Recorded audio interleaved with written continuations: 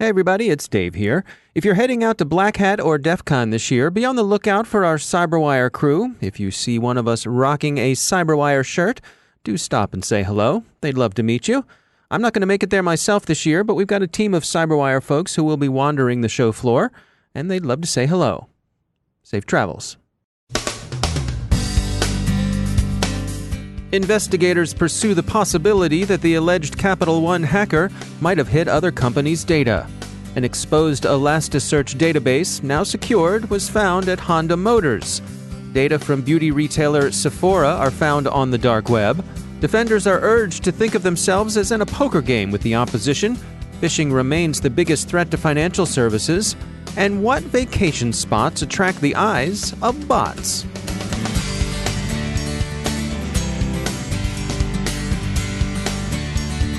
Now I'd like to share some words about our sponsor, Akamai. You're familiar with cloud security, but what about security at the edge?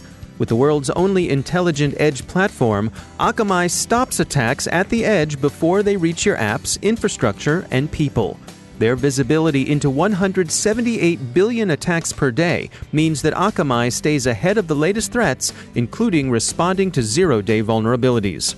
With 24/7, 365 Security Operations Center support around the globe and over 300 security experts in-house, Akamai surrounds and protects your users wherever they are, at the core, in the cloud, or at the edge. If you're going to Black Hat USA this year, visit Akamai at booth 1522 to take part in their Crack the Code Challenge. Akamai, intelligent security starts at the edge. Learn more at Akamai, that's akamai.com/security. And we thank Akamai for sponsoring our show. Funding for this CyberWire podcast is made possible in part by ExtraHop, providing cyber analytics for the hybrid enterprise. Learn more about how ExtraHop Reveal X enables network threat detection and response at extrahop.com. From the CyberWire studios at Data Tribe, I'm Dave Bittner with your CyberWire summary for Thursday, August 1st, 2019. Investigation into the possibility that the alleged Capital One hacker hit other enterprises continues. According to Computing, however, Amazon says it's found no evidence that the organizations mentioned by Paige Thompson, who went by the name Erratic, were actually compromised. The FBI is sorting it out, the Wall Street Journal reports. Not all the possible victims are in the U.S. Discussing the Capital One breach, Duo Security says that people should not draw the conclusion that the cloud is somehow inherently less secure. Regular, reliable patching and updating alone represent an advantage, as does the broad view of threat activity cloud providers offer. But moving to the cloud does involve change, and that inevitably involves rethinking security. Old processes and protocols can't simply be assumed adequate in their new environment. In an unrelated compromise that illustrates the hazards of mistakenly configured databases, an unsecured Honda Motors ElastiSearch database has been found by Cloudflare researchers. The exposed information is said to contain some 134 million documents with 40 gigabytes of information on about 300,000 Honda employees worldwide. The information of most concern wasn't the personally identifiable information about employees, although there was enough of that, mostly credentials, but rather detailed information about the endpoint devices on Honda's networks. This included such information as their patch status, the nature of the protections, if any, in place on them, and their regular users. That information could have been used by an attacker to identify both weak points and high-value targets. The data were exposed for some 6 days, at which point Honda, warned by the researchers, secured it. The automobile manufacturer found no signs that anyone other than the researchers had accessed it, so perhaps Honda dodged a bullet on this one. The Straits Times discusses what appears to be a major breach at beauty retailer Sephora. Group IB has found 2 databases circulating in dark web markets. Combined, the 2 databases hold about 3.7 million records. These don't contain either payment information or plain text passwords, but Group IB says the compromised data could be exploited for social engineering. There's another case that seems to be the work of a genuine malicious insider. In this case, someone whom Bleeping Computer calls a disgruntled admin. Club Penguin Rewritten, a multiplayer online game intended for players between the ages of 6 and 14 or so, began to leak email addresses, usernames, and passwords belonging to players of the game. The leak came through a back door thought to have been installed and left open by an administrator who departed the company with a grudge. Carbon Black announces what they call the cognitive attack loop. They view it as an improvement over Lockheed Martin's familiar cyber kill chain and of the similar model offered last year by MITRE. In Lockheed Martin's model, the kill chain describes a process in which attackers moved from reconnaissance, then to weaponization, on to delivery, then exploitation, to installation, to command and control, and finally on to actions and objectives. MITRE last year offered an alternative version. In that model, attackers begin by establishing initial access, then move to execution, then persistence, escalation, evasion, credential discovery, lateral movement, collection, exfiltration, and finally, command and control. Where these models' organizing metaphor was engaging a target, Carbon Black asks us to imagine that we're playing poker, estimating probabilities and taking advantage of whatever you could see in the opponent's eyes. A look at their hand would be good too, but of course you can't count on that. We note that this is a pretty adversarial form of poker, not just a few friends playing Texas Hold'em or High Chicago.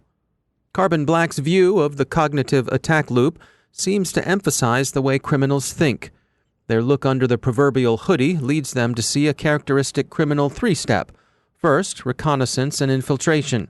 Second, maintenance and manipulation. And third, execution and exfiltration. The organizing metaphor is robbery. At each step, Carbon Black is convinced, the cyber criminal exhibits some characteristic behavior. Understanding that, they argue, gives the defender an edge. It's that time of year when folks are packing their bags and their sunscreen to head out to Las Vegas for Black Hat and DEF CON. Giovanni Vigna is CTO at Lastline and also a professor of computer science at the University of California at Santa Barbara, and he offers these insights.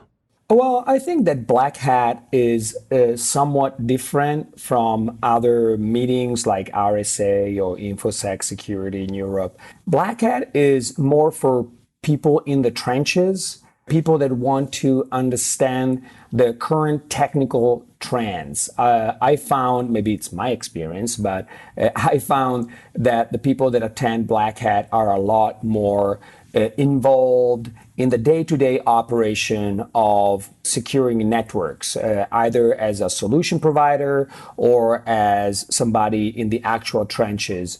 And therefore, the conversation is often very technical. And what do you suppose is the benefit of being able to have those conversations face-to-face? It gives you an unfiltered input on what are important aspects of the security problems. For example, while a top executive might be more concerned about how a certain solution allows him or her to report upwards about what a solution has done, somebody in the trenches might be more interested in how they can shorten the time to remediation. So, for example, and I'm talking generically, somebody sees a problem, a security problem, how fast they can handle the problem and find a solution to it. Those conversations oftentimes have driven our design or my understanding of how people, use a specific solution.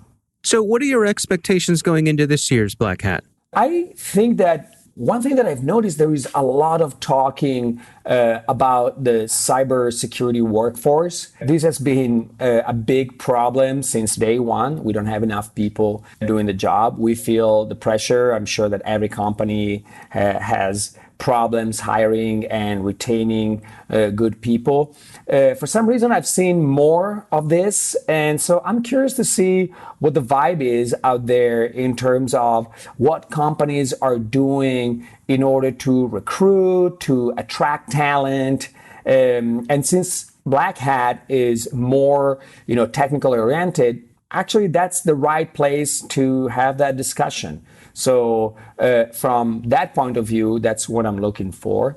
On a more technical solution point of view, I'm looking forward to see what are the next wave of interesting technologies. We had the huge artificial intelligence, machine learning push, and now we are moving more towards the network traffic analytics and visibility, and almost like the resurgence of network detection. And I am not using IDS on purpose because a lot of people, consider that problem a solved problem, a commoditized solution. But guess what? We're back to, those good old days of network detection. What sort of recommendations or tips do you have for someone who may be heading out to Black Hat for the first time? Talk to people, especially in formal setting. I found that these kind of settings where you just, having a drink or, talking around the proverbial water cooler are very informative, more than the discussion at the specific booth of a specific company. And so I found these gatherings to be very good. And even I would say stay for DEF CON, the follow-up hacking convention that sometimes has even more interesting content than Black Hat. That's Giovanni Vigna from Lastline. Akamai's latest State of the Internet report concludes that phishing remains the biggest threat to financial services firms and their customers. A study by ExpressVPN finds that less than 20% of people actually read the terms of service before they go ahead and click yes, okay, got it, or some variation thereof. That's less than 1 in 5. But maybe people should close read those every now and then, lest they find themselves agreeing to hold Company X harmless in the event that Company X should sell, lose, or take advantage of their data in some unjust way. And finally, we're now in the dog days of the Northern Hemisphere's summer, and vacation travel is on many people's minds. It's on the mind of the bots, too, or at least their masters, according to a study posted yesterday by security firm Perimeter X. In this case, they're not necessarily attacking or malicious bots, but rather bots used by companies in the travel sector to gather information about markets and interests that can guide their decisions about pricing and inventory. Airports are of particular interest. So what destinations are the bots snooping at? Iceland, Bangkok, Los Angeles, and New York. In some places, the bots outnumbered the human searchers. Perimeter X warns the travel industry that their pricing models may be seriously skewed by the bots.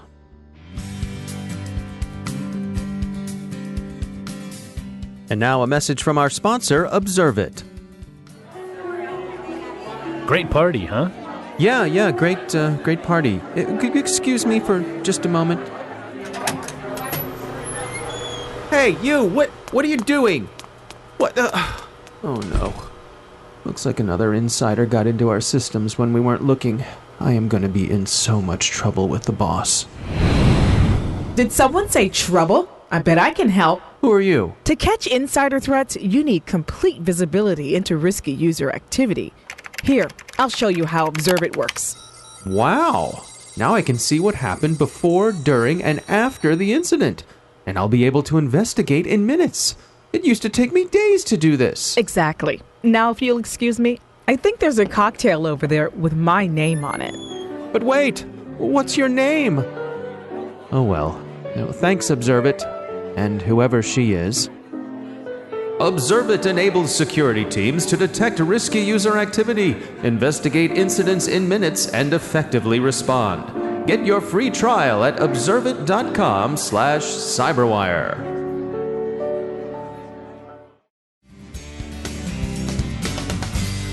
And joining me once again is Emily Wilson. She's the VP of Research at Terbium Labs.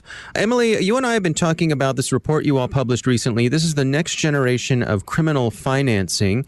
And there were some interesting little bits and pieces, little quirks in gathering data that you discovered along the way. There were. I think we mentioned in our previous discussions about this that this is the kind of thing, how much is fraud being used to fund serious transnational crime, that you would expect someone to have some data on somewhere, right? This is the kind of thing where you might have an outdated report, but you would expect there to be some data out there. In our case, in going through and trying to collect this data using court documents from a variety of different countries and trying to find instances where we see documented issues of payment card fraud or payment fraud tied back to these crimes, we ran into a lot of gaps. There were a lot of inconsistencies in documentation, a lot of inconsistencies in language, which you might expect from country to country, but even within the US, seeing a variety of different terms used to describe different fraud elements or even to describe things like payment cards. So the inconsistencies there made it difficult to do research. The other major inconsistency, and this is one that I found more troubling, is the gaps in reported fraud losses. So in the report, we talk about what we were able to measure in documented fraud losses from the cases used in this study. We found more than $1 billion in documented fraud losses. And $1 billion might seem like a lot, and it is a lot of money.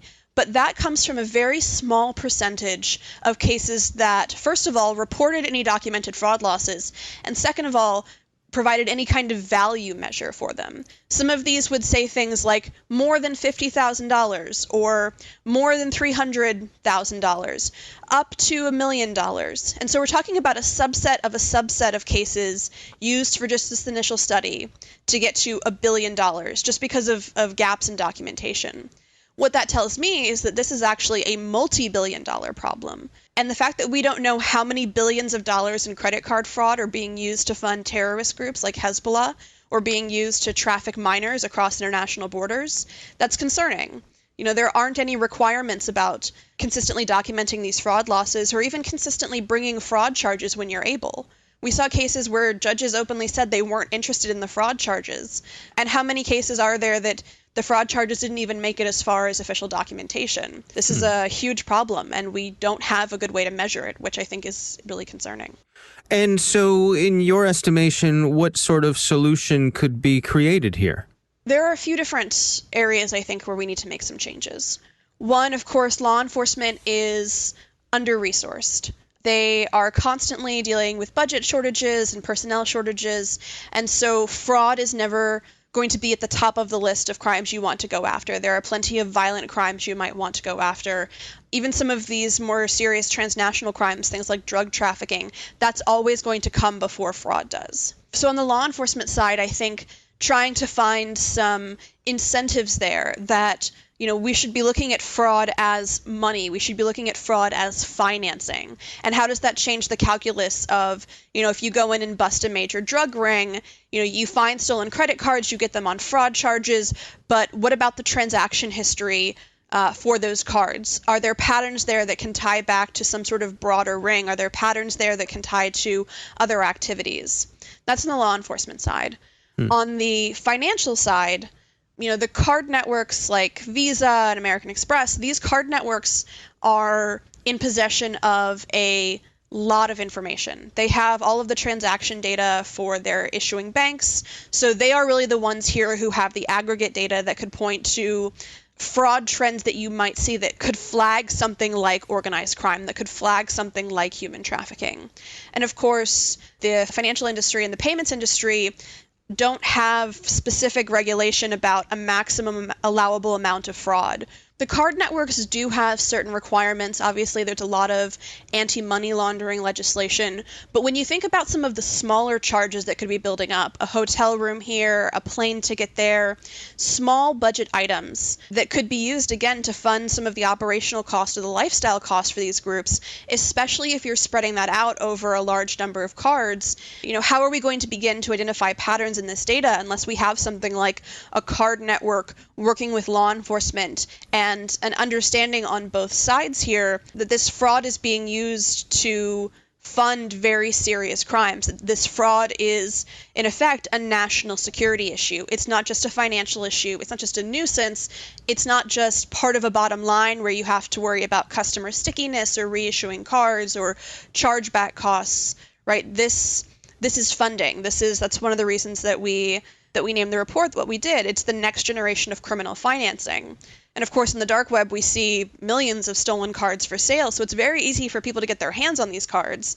And then no one's asking too many questions once, you know, the fraud happens. It's more about remediation and a little bit less about investigation.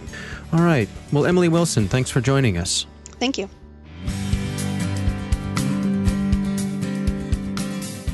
And that's the CyberWire. Thanks to all of our sponsors for making the CyberWire possible, especially our supporting sponsor, Observit, the leading insider threat management platform. Learn more at observit.com. The CyberWire podcast is proudly produced in Maryland out of the startup studios of Data Tribe, where they're co-building the next generation of cybersecurity teams and technology. Our amazing CyberWire team is Stefan Vaziri, Tamika Smith, Kelsey Bond, Tim Nodar, Joe Kerrigan, Carol Terrio, Nick Valecki, Bennett Moe, Chris Russell, John Petrick, Jennifer Iben, Peter Kilpie, and I'm Dave Bittner. Thanks for listening. We'll see you tomorrow.